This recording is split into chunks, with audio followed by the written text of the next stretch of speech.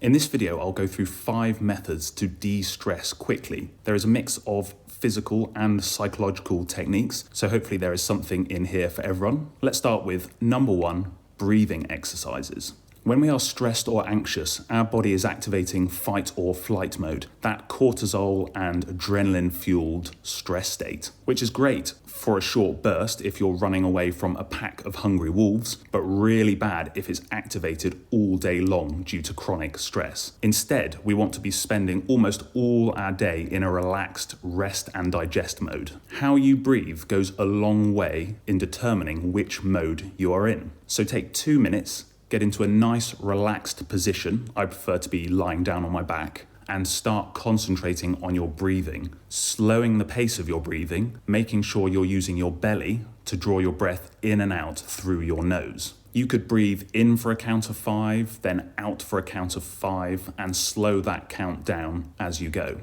Alternatively, you could try box breathing, where you breathe in for a count of 4, hold your breath for a count of 4, then breathe out for a count of 4, and hold your breath out for a count of 4, and continue with this pattern. Fight or flight mode is characterized by fast breathing in and out through the mouth using your chest. So basically, any breathing exercise which focuses on slow breathing using your belly to draw breath in and out through your nose is going to go a long way in turning off fight or flight and inducing a nice relaxed rest and digest state. As you do your breathing exercise, be sure to relax your shoulders and unclench your jaw. Give it a couple of minutes and you'll feel much better. Number 2 is doing a short burst of intense activity. 1 or 2 minutes may be all you need. Basically, in fight or flight mode, your body is expecting a burst of intense activity, and so why not give it to it? So if you're really on edge, then use exercise to burn that nervous energy off. It can be anything you fancy: star jumps, press-ups,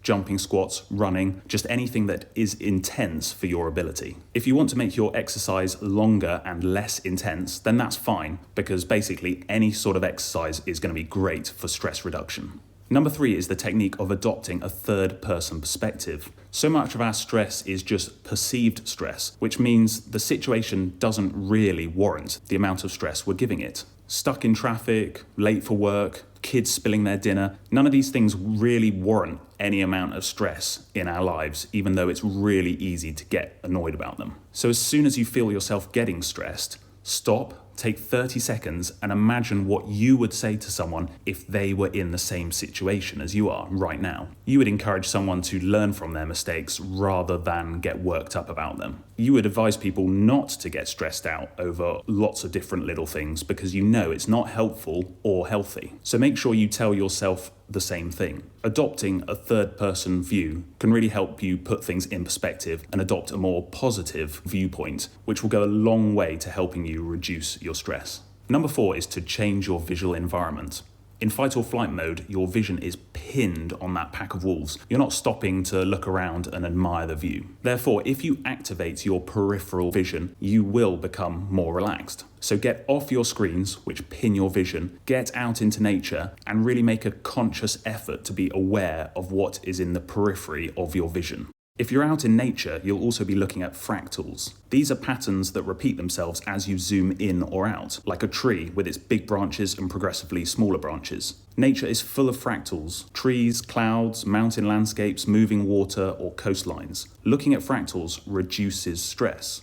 Now, I reckon the feathers of this chicken are a fractal pattern, and interacting with animals in nature is always going to make you feel better, unless it's those hungry wolves, of course. Finally, on to number 5, which is cold water therapy. This could mean getting into a cold body of water outside, but can also be as simple as just taking a cold shower. This is a really effective technique because it represents a hormetic stress. Basically, you use a self-induced physical stress to completely overpower and distract yourself from your psychological stress. When it's over, you get a big release of endorphins and fight or flight mode just melts away. If you're thinking this all sounds a bit unpleasant, that's pretty much the point. So psych yourself up, embrace the shock, and feel the endorphin reward at the end. I hope you find these techniques helpful, but bear in mind, these are just temporary sticking plasters. If you find yourself needing to use them occasionally, then that's fine. But if you find yourself needing to use them all the time, then they are definitely not a substitute for addressing the root cause of your stress.